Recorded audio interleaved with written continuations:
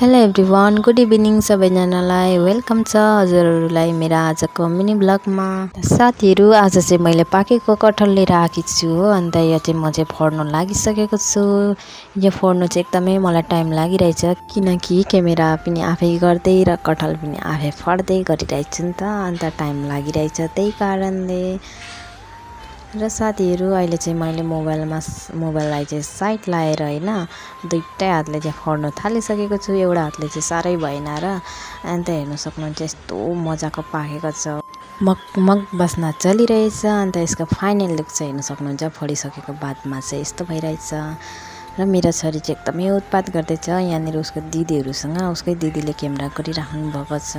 अन्त ऊ चाहिँ क्यामेरा खसाउनु आएको आएछ, यति जिद्दी छ साथीहरू। अन्त अहिले चाहिँ म चाहिँ बिहानको कपडा धोइसकेँ पनि अब बिहानै बेलुका कपडा धुने हुन्छ नि त, नानी केटाकेटी छ भने चाहिँ। अहिले चाहिँ त्यति बेसी छैन। अनि म चाहिँ सुकाउन आइसकेको छु छतमाथि चाहिँ पुरा पानी सुकेको छैन हो आजसम्म। पानी चाहिँ बिहान परेर अन्त अहिले चाहिँ टलक्क परेर घाम ढल्किरहेछ।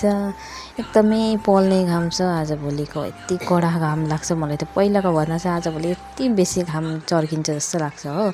अन्त अनुहारमा पनि गाम्छाले अनुहार छोपेर आएकी छु।